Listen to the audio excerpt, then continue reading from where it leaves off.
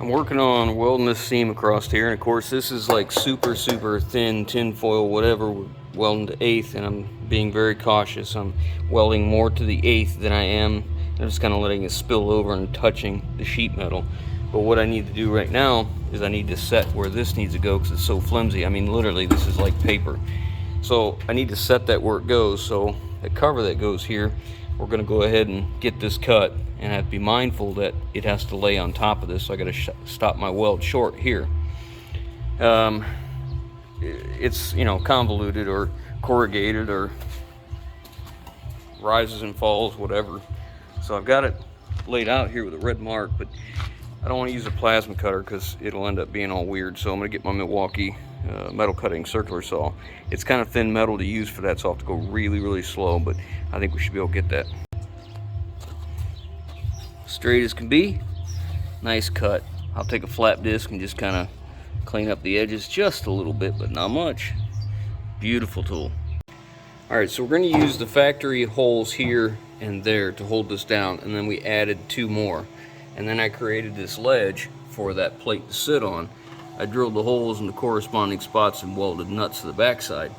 Then what I did is came through with the red pencil and I marked where the raised portions of this plate were so that I could weld in between there. So that's what I'm going to do next. We'll get that welded in, and then that plate can be put into place. Alright, so I finished welding all this in and I boogered up. I normally make a spot weld, like a tack, at the beginning of the end of where I want my welds to go. And for some reason I got this boogered up, so I had to grind that one back out. But if they look like they're odd spacing, it's because all of these are oddly spaced. But we'll see if we're gonna line up here. Okay, there's that hole lined up good.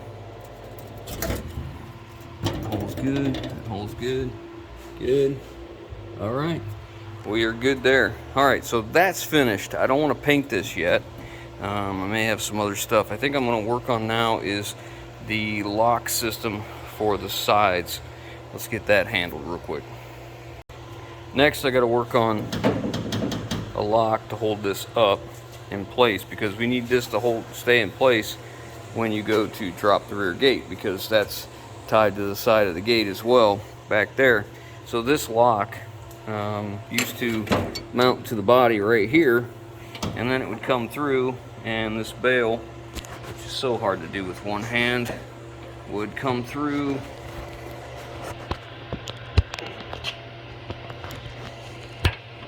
latch into there, and as you would pull this tight, it would spring.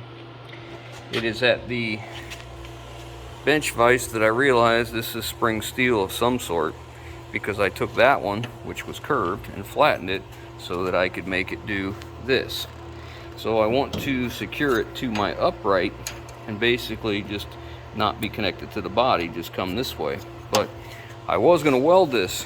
Unfortunately, if I weld that, there's a very good possibility I will change the structure of this steel, and it may not be springy anymore. So I may just have to cut it off, because here's what I'm looking at doing, coming like about right in here in place of the other one. I was going to just weld the top and weld the bottom and throw a bead down the back, but it won't do any good if I ruin the steel and it doesn't spring and doesn't have any tension on it. Then it'll just bend once, and that's that. So I guess I better think on it. Put my fluid in the reservoir, and I was running the bed up and down, bleeding all the air out of the cylinder. And I was noticing that once I got the air out, that when you first engaged that pump, it seemed like it was pushing pretty hard to begin with, and then it would just for like a second, and then the bed would pop up, and then it got real smooth and easy.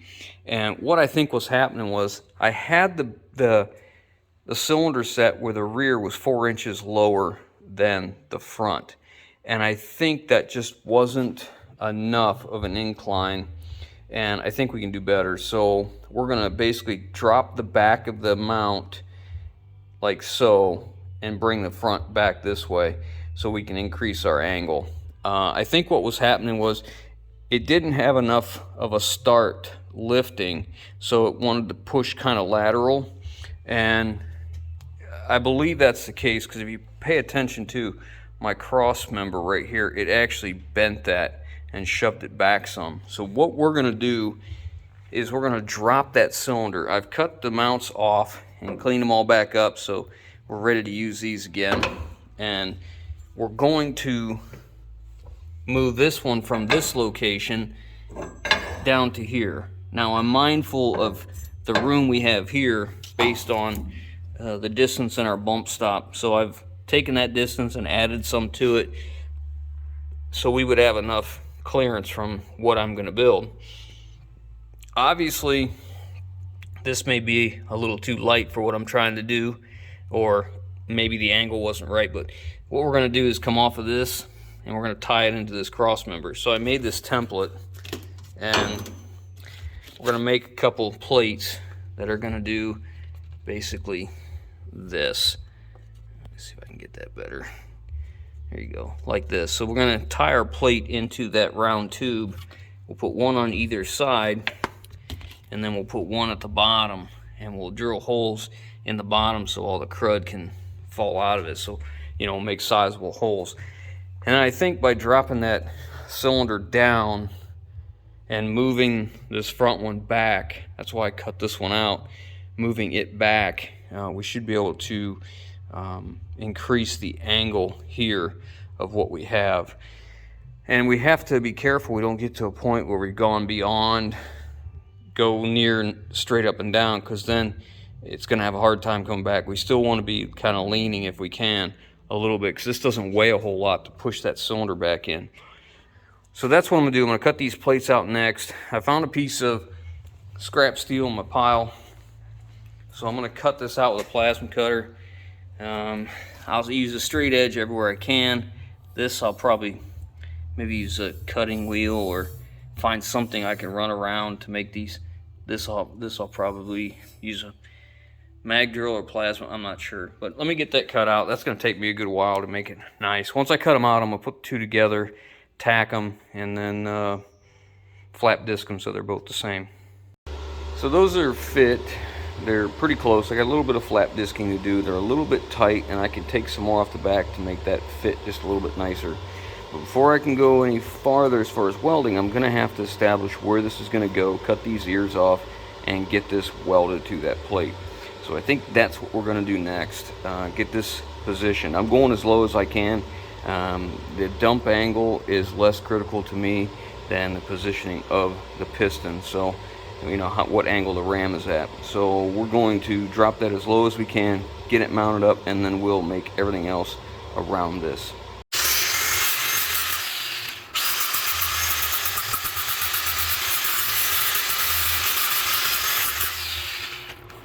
That's the access hole for the pin, but he just clamped them together and drilled them both at the same time so they would line up perfectly.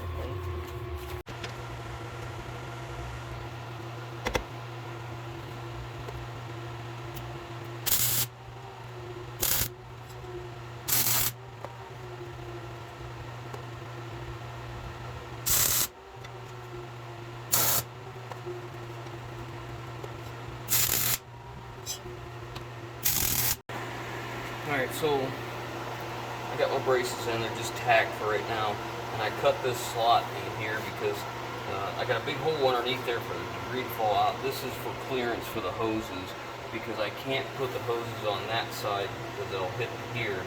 So when they come down, I want to make sure there's plenty of clearance. So now we're going to test fit this.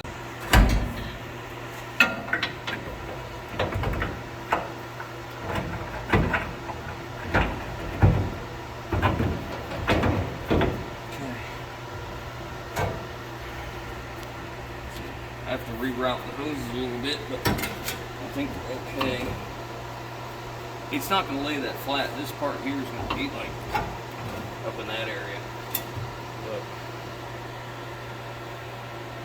I'm alright with that. Like I said, I'll just have to reroute these fittings so that they work better.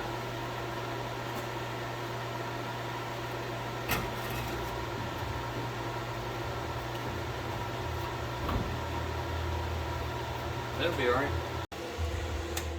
So the old cross member was 1.5 by 1.5 box tubing, and when I cut it out, you know, it got a little shorter because I cut it with a plasma cutter, and I decided since I had it out, I'd just go ahead and use C-channel, a little bit wider, a little bit stronger, and it fits the brackets real well. So now what we're going to do is let the bed down and find out where that goes, and then we'll mark it and get it ready to weld.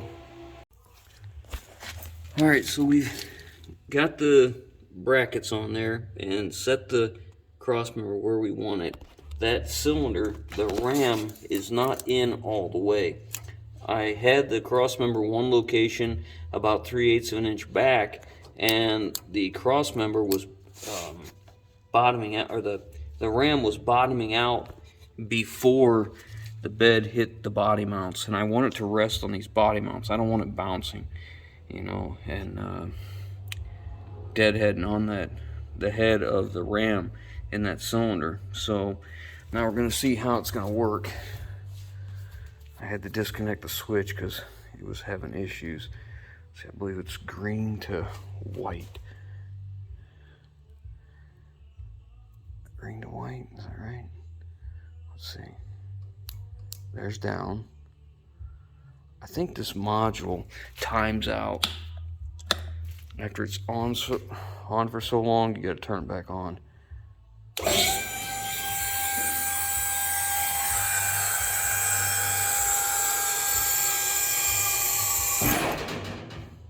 Oh yeah, very nice. Very happy with that. Everything's straight, nothing's twisted or bending. It came up nice. Let's see how nicely it comes down. You can see the relief I made for the hoses to go down in. We'll have to I have to turn the one fitting, and I'm probably gonna put a straight on that and come. Nah, I'm gonna leave that. I'm probably just gonna make it a swivel, maybe. I don't know. Maybe a little bit longer hose would help on that. We'll see how good it comes down, how it works. It has a flow restrictor on the pressure line, so it slows the fluid down from coming into the reservoir, so it doesn't slam down when you're loaded.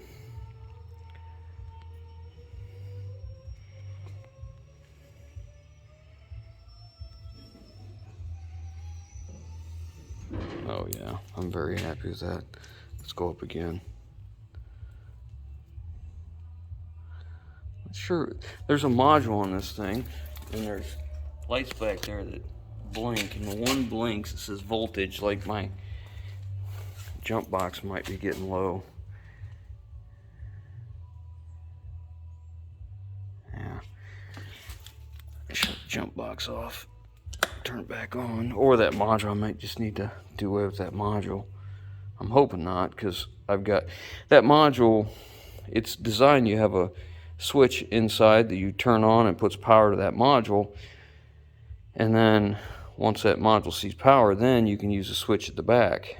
And I'd like to use that because we have grandkids, and I don't want them just grabbing the switch and going up and down and killing the battery or hurting somebody or hurting something. All right, let's see. Oh crap, so hard to do. All right, let's go back up. It's pretty quick.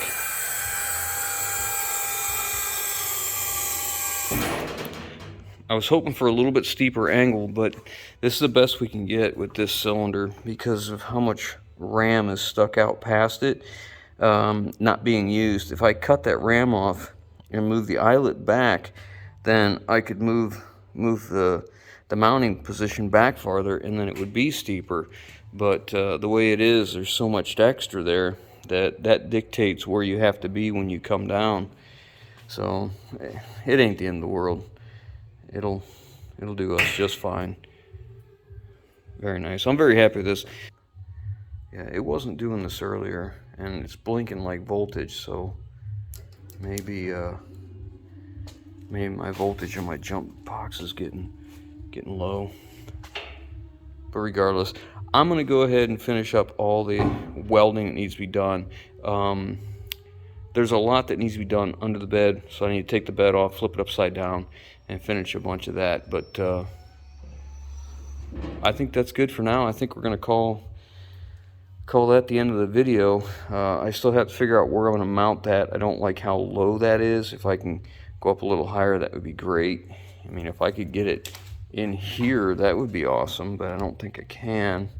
Maybe underneath there where I can access it, that would get me up in the center and away from everything on the outside.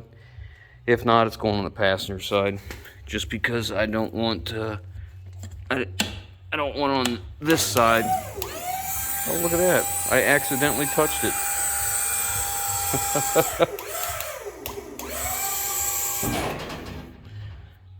Works good. I guess I'll turn that off. Yeah, so I'll have to find a place to mount that, but I'll do that, figure it out, and we'll pick it up on the next one. I haven't finished these locks yet for the latches. I haven't decided what I'm gonna do yet, but when I do, I'll show you guys. But it's coming along. I think we'll call this the end of the video. Thanks for watching. Hope you enjoyed it, and I'm happy. I'm so happy that this is working out as nicely as it does. And the hitch has plenty of clearance. It's not hitting anything, not even close. So we're doing okay. So thanks for watching. We'll catch you in the next one.